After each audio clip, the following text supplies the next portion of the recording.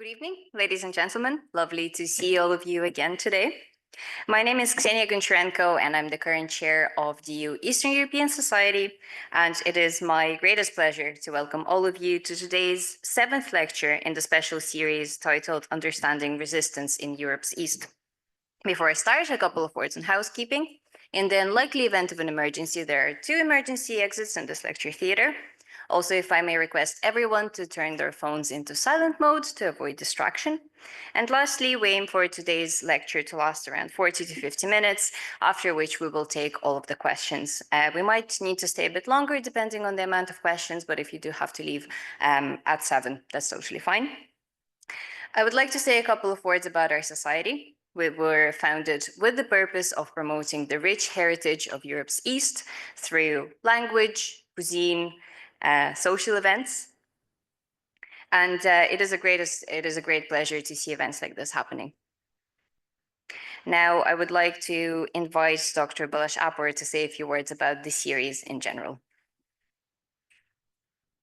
Thank you, Ksenia. And I just had a chat with Conor. He usually does kind of a rundown of what happened so far in the series, but the list is getting longer, and I was struggling to remember how many lectures we had so far. I think it's 7, right? This is this 8th event now.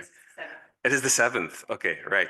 But anyway, welcome all of you, and I can recognize some faces, so welcome those of you who've been here before. This is a lecture series that is organized jointly by the Trinity Center for Resistance Studies and the Department of Russian and Slavonic Studies. And it's kind of built up on a couple of events that we've organized in the past, including lecture series. That was a lecture series that Conor organized last year, January, on understanding Europe. And we also had a lecture series 2 years ago on Ukraine in 2022. So there's a kind of a growing history of collaboration between the center and the department. We have had 7, or this is the 7th event in the framework of this series, and we had some, wonderful lectures so far in the series. Our first lecture was Graham Murdoch, who generally talked about the region and how kind of Europe's East serves as a laboratory for understanding resistance. And he also talked about, Romania and the Romanian Revolution of 1989. Then we had Tanya Lockhart from DCU talking to us about, digital forms of resistance in mobilizing Ukrainian resistance during the war, focusing on the role of social media. Then I think it was Dimitar afterwards, talking to us about art resistance, focusing specifically on filmmaking and non-conformist cinema in late socialist Bulgaria. After that, we had Dr. Jana Fischerova, who kind of outlined and explored intellectual dissent in communist Czechoslovakia, focusing on, the ever more important concept of truth and the notion of living in truth. Good memory exercise. Oh, yes, Jackie, of course. Yeah, sorry, Jackie. We had Dr. Jacqueline Hayden after that, who has done a long series of interviews. She's got a fantastic and extensive collection of interviews that she's done in the 1980s and in the 1990s with members of the Polish Solidarity Movement, which has also done interviews with representatives of the Polish Communist Party. So she introduced her collection to us and the kind of stories those interviews tell us about the nature of resistance and the nature of the Solidarity Movement in communist Poland. And last week, that was me. I can't remember what I talked about. No, it was about the role of popular music and underground music in articulating dissent and dissonant voices in late socialist and post-socialist Hungary. And Ksenia will introduce today's speaker, Conor Daly. So I'll hand it over to you now, Ksenia. Amazing. Thank you very much, Dr. Apor. Now, on to today's lecture by Dr. Conor Daly. It is titled Soviet Dissidents of the Early 1980s, a Personal Memoir. Dr. Daly will be telling us about dissidents he met personally when he was in Moscow during the Brezhnev era. He will make some general observations about the Soviet dissident movement and its legacy in both Russian and world culture. Dr. Daly is a graduate of Trinity College Dublin and the University of California, Berkeley. He lectures and tutors at TCD on Central and East European Area Studies, Translation Studies, Literature, and Film. His research interests include the Russian language in Alaska, Jewish culture in the Russian Empire, and the contemporary politics and cultural history of Russia, Ukraine, and Belarus. Last year, he was awarded the Hubert Butler Essay Prize for a piece he wrote on the interplay between Russian history and memory. And now, if I may pass the word on to Dr. Conor Daly to begin the lecture. Thank you.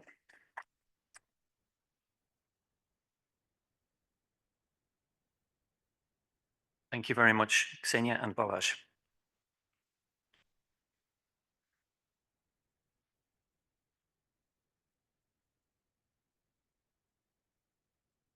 In the year 1981-82, I was a student in Moscow, La Preuve, as the French say. The place I stayed was the Pushkin Institute at Volgana 6, number 6 on Volgana Street. At least one other person present in this room was also there during that year. One Tuesday morning in February 1982, so more than 40 years ago, I walked out of that multi-story building you saw in the last slide at 6 Volgana, and I headed for 200 or 300 meters up the road in the direction of Belyaeva metro station to an apartment building on Prosoyuzhnaya. The apartment building was similar to the one that you see on the right-hand side of this picture. I took the lift to the 4th floor, and a friend let me into her apartment. "Conor," she said. "This is Misha. Conor, это Misha. Misha, Conor." I saw a man in his late 40s with a beard. I guess he was in his late 40s. Only his name wasn't Misha, but Sasha Sysoev. However, he was on the run, so we needed to be careful. The name Misha was spoken out loud because of fears that the apartment was bugged. I exchanged a few brief words with him, and he and my friend left the apartment together. As she went out, my friend said to me, "There are pechenia for the tea, help yourself." But she pointed, without saying it out loud, to a drawer in the kitchen table and winked and left the apartment. I opened the drawer, and in it were a number of titradzi, copybooks, we would call them in Ireland, just like this one. I took out the one on top, put it on the table in the kitchen, and started to read. These are some of the things I saw.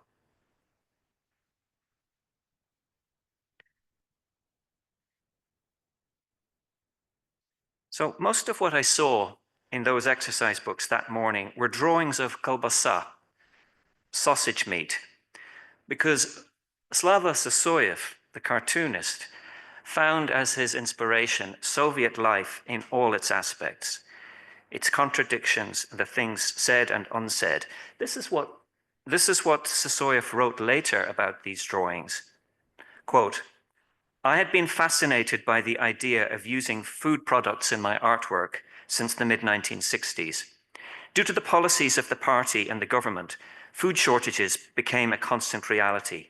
In an effort to support the implementation of the food program, I proposed a number of measures aimed at improving the situation. In this way, an alternative program was my attempt to assist the economic reforms that were drafted on paper after Khrushchev's removal. My voice went unheard. So I continued to paint," says Sysoev, "more and more often using kolbasa, because in truth, it was the only real bird of happiness for the future. Sausage makers, especially the Germans," because he went to live in Germany after he left the Soviet Union, "sausage makers, especially the Germans, were always curious as to why this theme appeared so frequently in my works over the years. Because, I would reply, throughout the 70 years of Soviet rule, we never have had enough of it. Dr. Sigmund Freud failed to recognize in time the connection between libido and doktorska sausage, so I took it upon myself to fill that gap.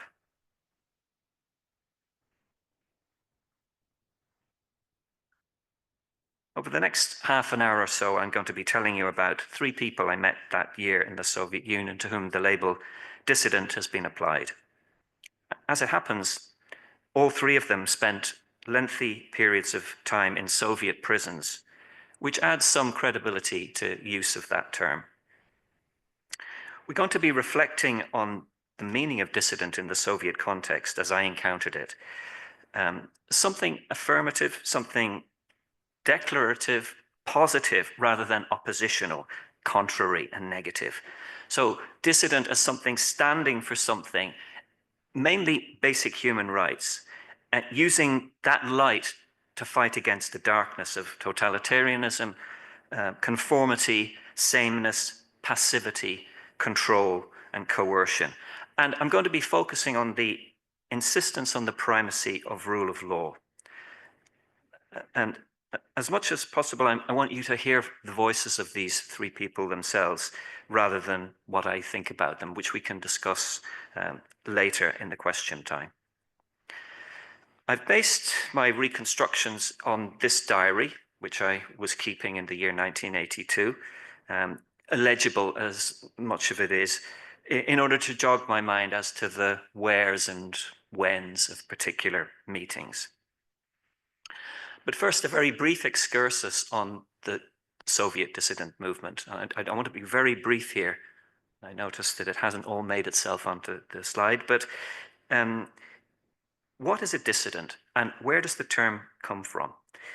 Lyudmila Alexeyeva, who was one of the founders of the Helsinki Watch movement in Russia, says that the term dissident arose first among journalists, foreign journalists, who used that to refer to, they used a French term, or a term to refer to what Russians call inakamyslia, particularly after the 22nd Congress. I'm just thinking it's probably the 20th Congress at which Khrushchev makes a secret speech, so it was already in the air after that. So she describes it as a broad church. This is Alexeyeva talking about dissent. A broad church of monarchists, believers, nationalists, and human rights defenders. She says, we all knew each other, but whereas anarchism, monarchism, and religion were for Russia very traditional forms of other thinking, inakamyslia, defense of human rights was something totally new. There had been a lot of talk of justice, but no connection made between justice and right, or law, prava. We operated, she says, outside of any frame of reference. And meanwhile, in Europe, in places like the René Cassin Institute in Strasbourg, people were already trying to make sense of what had happened in Europe between the 2 world wars. And that was leading to basically the foundation of the human rights movement as we know it. Some of the people on this slide you can see. On the top left, we've got Joseph Brodsky. The bottom, we have a shot from the trial of Yuri Danil and Andrei Sinyavsky. On the right-hand side at the top, Natalia Gorbanevskaya, one of the founders of Chronika Tekushich Событий, the Chronicle of Current Events, an absolutely vital publication that existed from 1968 all the way to 1983 that documented who had been arrested, why, and is an extremely valuable source. And on the right-hand side, if anybody can recognize that figure, that is Alexander Yesenin Volpin. His father was Sergei Yesenin, and Volpin himself was one of the pioneers of the focus, the primacy of human rights in the Soviet Union in this period. And he himself suffered many periods of detention in psychiatric institutions. Very important to mention, and this is on the right-hand side, is Lyudmila Alexeyeva, who heads up the Moskovskaya branch of the Helsinki group. So when we think of dissent in Russia, we're talking about the Red Square demonstrations against the Czechoslovak invasion in 1968, attended by a couple of people. Nobody would have noticed it even happening. It would have been thought that some hooligans were being moved on, had it not been for the presence on the day of foreign journalists. So this idea of Russia as connected to a broader human rights movement in Europe and in the United States at the same time. We need to see it in the context of the civil rights movement also in the United States. Other very important figures there on the bottom left, you can see the English language edition of Andrei Sakharov's Memoirs. And of course, from 1970, Andrei Sakharov starts to move his attention from nuclear physics and problems of disarmament to more general issues of advocacy on behalf of people whose human rights are being violated. He's observing the trials. He is interceding on behalf of Sinyavsky and Daly. We also have the towering figure of Alexander Solzhenitsyn. His book, Archipelago Gulag, has come out a couple of years before that, but he's actually stripped of his Soviet citizenship and finds himself in exile, as we know, first in Zurich, and then he moves to Vermont. And then the establishment of the Moscow Helsinki Watch movement. So that's the context in which I'm going to be telling you about these people here today. Most of my information about Slava Sysoev, who was that bearded man in his 40s that I met in the apartment who had been misintroduced as Misha. So Sasha has a very interesting biography, a very quirky person, a very humorous person who had worked up until he was 38 with absolutely no formal artistic training as a mathematician, a model designer in an art factory. But he was already showing interest in participation in kvartirные выставки, these apartment exhibitions. If some of you may be aware of the bulldozer exhibition in Moscow in 1974, where thugs dismantled all the exhibits, but it was recorded and it has become a catalyst event in the development of Russian art. And then already from the 1970s, Sasha Sysoev's cartoons, like the ones that I showed you of the Kolbasa, on the Kolbasa theme, were being shown in the West. And now most of my information on Sysoev is from his own website. You'll be able to find it. It's a website maintained by his wife, Larissa. But there's also a wonderful video of the celebration of his life by the Radio Svoboda journalist now based in Israel, Yuri Veksler. I strongly recommend that you look at it. Because Veksler shows in that video a large selection, much larger than I have here, although I do have a backup copy at the end if we have time to go through some of them. Just to say that I'm using these images for non-commercial purposes this evening. They're protected by copyright, obviously. Now, Sasha Sysoev does cartoons on many different, he has passed away, on many different topics. Blockheads, Balvani, so he has series of themes. Balvani, Vaina, war, China, the China theme, because China breaks with the Soviet Union around the 21st, I think it is, Congress of the Communist Party. Human rights, blind people, Slipwiye, he has a whole series on blind people, because Soviet blind people are the best looked after blind people in the world. And he has one which is called Nishie, poor people. And just to say a couple of words about that one. So he says that when he's in prison, he gets put in prison. And later in the labor camp, he says, I'm quoting from him now, "It was impossible to keep anything secret," says Sysoev. The first question in the cell, when your cellmates are talking to you and you step in, it's always, what article? What article are you in here on? And he says, my charge was purely criminal, Article 228, production and distribution of pornographic materials. And his cellmate would say, well, what does that mean?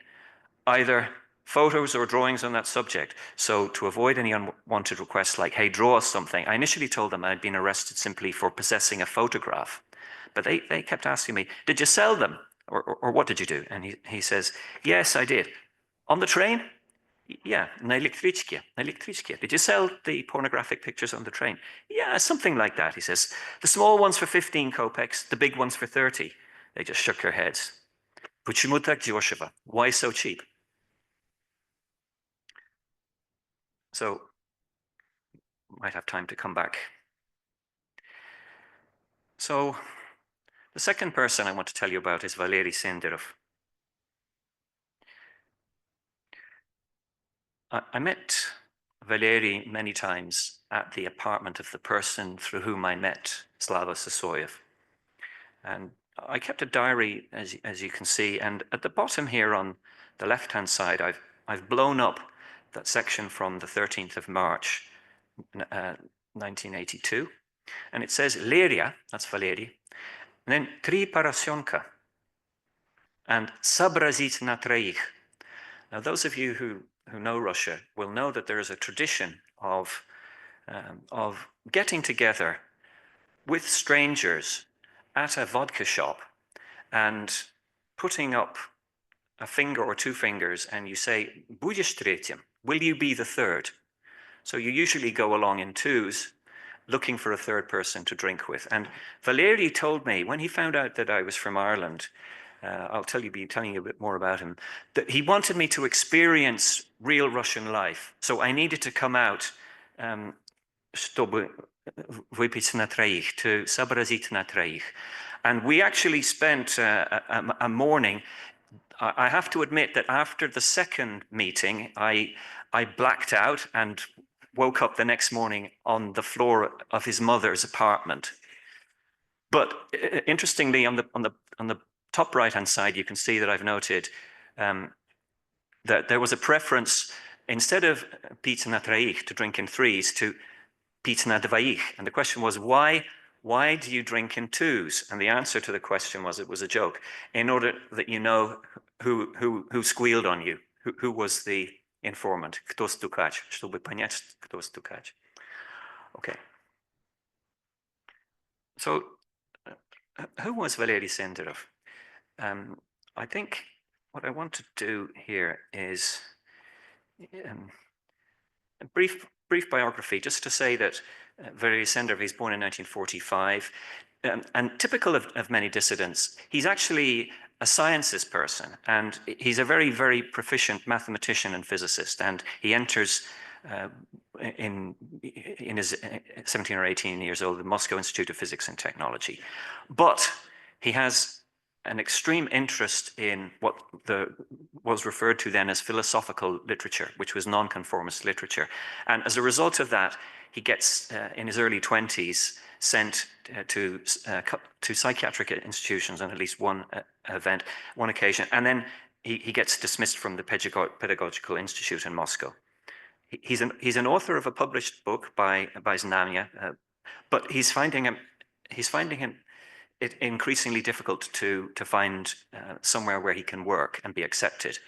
He really finds himself in hot water for a samizdat essay that he writes in 1980 called Intellektualny Genocid, where he has discovered that the Jewish students in his mathematics classes get asked the most impossible questions at their oral exams, and as a result are never admitted.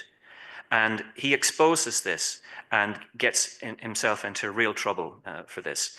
So the system of Russian exams is that you draw a question, and the Jewish questions were always the more difficult. He actually sets up a special Jewish university for Jewish mathematical students who are rejected by the mainstream universities. So he becomes extremely popular in that respect.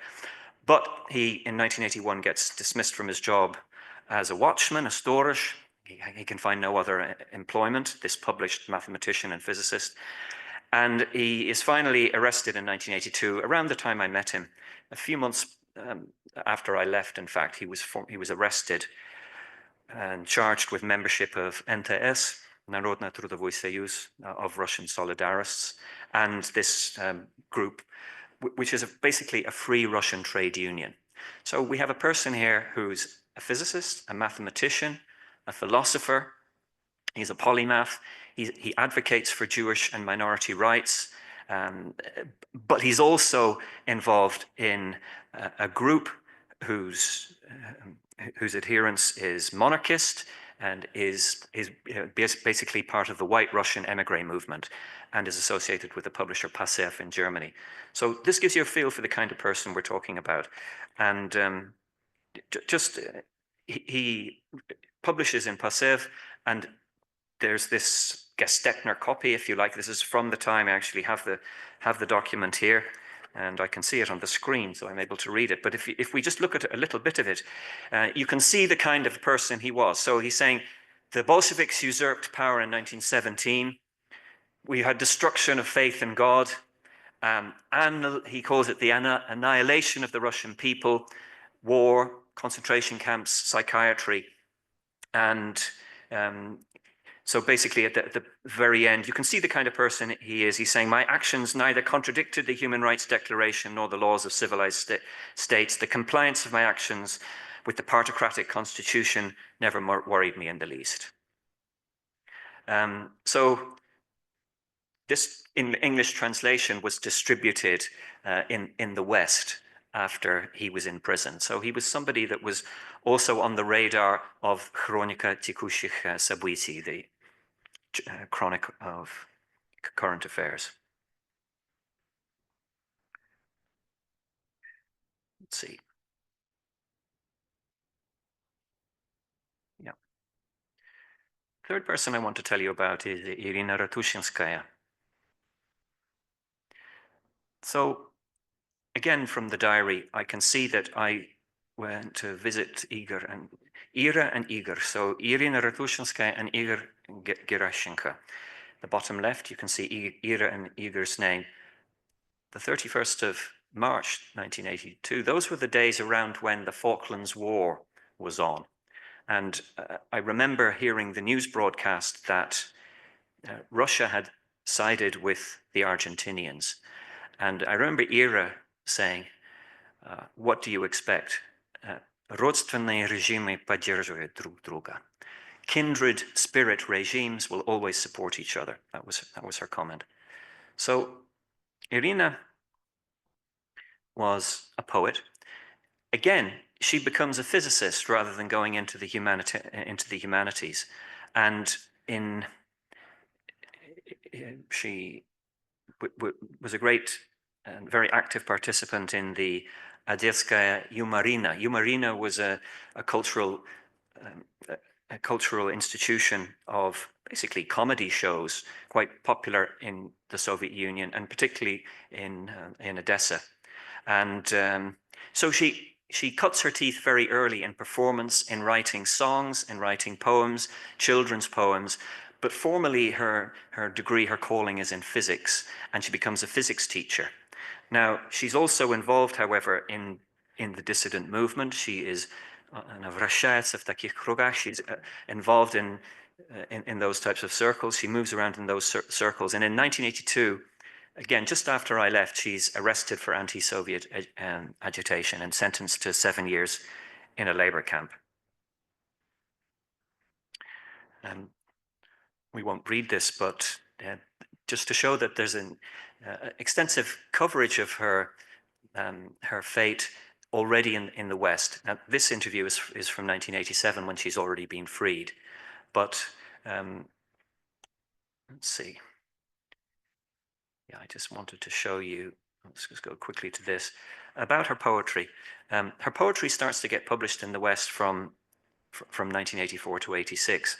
I just wanted to give you a flavor of one of the poems from her very well-known collection, Серый цвет надежды, Grey is the color of hope, which is called, the poem is called The Sparrows, so Воробьи Butyrki, The Sparrows of Butyrka. Butyrka is a prison camp. The Sparrows of Butyrka. Now even the snow has grown sad. Let overwhelmed reason go, and let's smoke our cigarettes through the air vent. Let's at least set the smoke free. A sparrow flies up and looks at us with a searching eye. Share your crust with me. And in honorable fashion, you share it with him. The sparrows, they know who to ask for bread. Even though there's a double grill on the windows and only a crumb can get through, what do they care whether you are on trial or not? If you fed them, you're okay. The real trial lies ahead.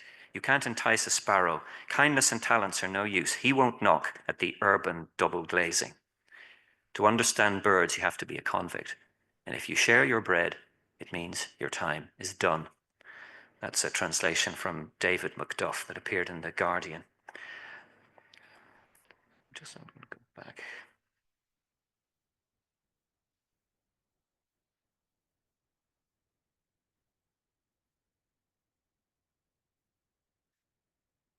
Yeah, I wanted to briefly tell you a little bit about what happened to some of them after 1982. So Slava, he's arrested and in 1983 and imprisoned in Arkhangelsk. He's a very high-profile artist, and as a result is adopted as a prisoner of consciousness of conscience. And people like Ingmar Bergman advocate on his behalf. He's released in 1985, and in 1988 he conducts his only solo exhibition at the Dom Medikov in Moscow. So formerly basically the house of the doctor or the house of the medical professional.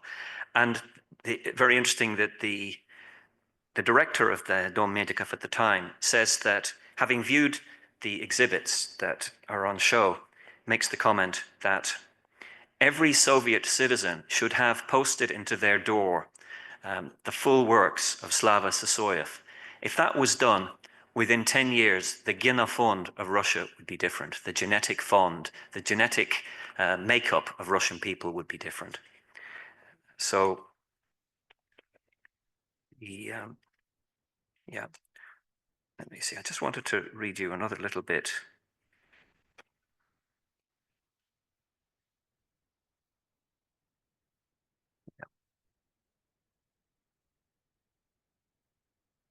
Yeah.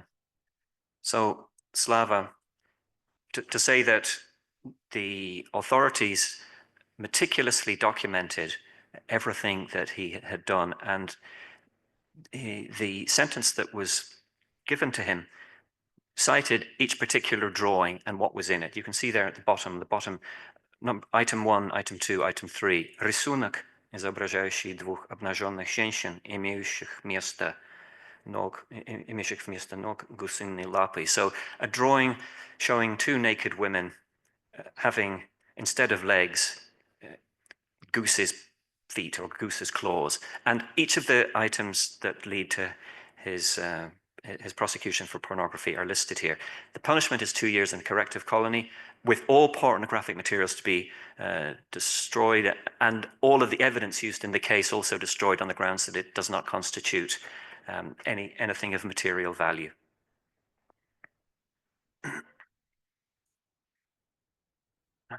Valery Senderov, after his trial, again happened a few months after I left, he admits membership of the NTS and is sentenced under Article 70, Part 1 of the Criminal Code to 7 years in prison, followed by 5 years in exile. Most of that time he spends in isolation, because he's not observing the prison regime. Now, he does get freed early because of perestroika, and along with Rostislav Yevdokimov, continues to lead in the NTS.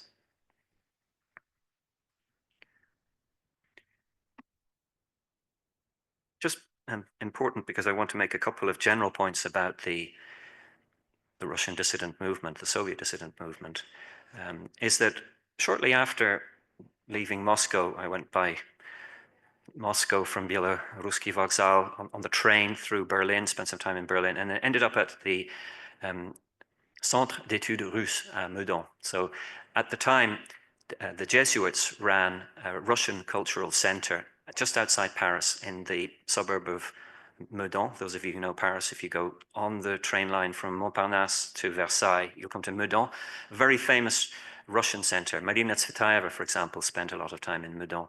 So Sinyavsky also settled close by, and along with his wife, Maria Rozanova, they established this journal, Syntaxis. And I met him when he visited the Centre d'études russes. I've mentioned Andrei Sinyavsky, Abram Terz, as one of the people whose trial on stylistic grounds. He basically objected to communism and socialist realism on stylistic grounds, and that is why he gets sentenced. He gets sentenced for publishing without permission his works under a pseudonym abroad. The pseudonym he chooses is Abram Terz. Here you can see my signed copy of Terz's book, Прогулки с Пушкиным, because when I met Sinyavsky, he insisted that as I was Celtic, I needed to be associated with the great myths. But he confused the Celtic myths and the Icelandic myths. So on this dedication, he addresses me as Gunnar instead of Conor. Milamu drugu Gunnaru z pierwszej встречи, in honor of our first meeting, to dear friend Gunnar on the 8th of September. So I'm Gunnar. Yeah, and I wanted to read very briefly in conclusion from a very powerful work that gets published in one of the episodes, in one of the editions of Syntaxis, which is the publication that is published. It comes out in Paris for many years, edited by Maria Rozanova and Andrei Sinyavsky. And this essay by Boris Shragin, who was an active member of the Soviet human rights movement from the early 60s, emigrates to the United States in 74 and advocates for Daniil, for Sakharov, and for Solzhenitsyn. So this guy, Boris Shragin, you can see him, the third line down, it says Shragin, Sila Dissidentov, the power of dissidents. He writes some very interesting things. I just want to take you through some of them. So just a couple of extracts from this. I'm not going to read it all. I've extracted from a longer article. Basically, he's expressing amazement in this article that a power capable of destroying the world many times over with nuclear weapons is unable to deal with a small number of brave people. And he asks, why is it that in a land of confirmed contempt for law, the Soviet Union, dissidents themselves behave as if they were protected by law? And then Shragin goes on, how could it be that the Brezhnev government has not erased and crushed into powder these irritants? And then he says, it is the firm desire of dissidents not to repay lawlessness in the same coin which has singled them out from other attempts to oppose the regime. In contemporary Soviet context, not everyone who thinks differently can be called dissident. Not every form of protest has the ability to carry itself into existence. And then I'm just going to finish with this. Dissidents are people who have taken it upon themselves the duty of protecting those who are constrained in their civil rights, and it is from those that the great tree flourishes. To the dissident movement belong those who seek the right to immigration, Crimean Tatars who fight for the right to return to the land of their fathers, Ukrainians, Georgians, Armenians, peoples of the Baltic wishing to use their constitutional right to national determination, Pentecostalists, Baptists, Lithuanian Catholics, deprived of the right of freedom to express their religions, Orthodox believers insisting on their right to dispute the doctrine of atheism. We are already, he says, not individuals, but thousands and tens of thousands. So thank you. I'm going to leave it there. My impressions of life in the Soviet Union, meeting with people who became dissidents, and the overall impression that dissent was something positive, is about the assertion of rights, is about something more than the opposition, and that most importantly, and of prime importance, this idea that it needs to be non-violence, that the articles of belief articulated by the dissidents that I met were all founded on the principle that we need to stick with the law, and you cannot beat the oppressor and the despot using the despot's own techniques. So back to the idea of truth and жить в правде. Жить по правде. Thank you very much.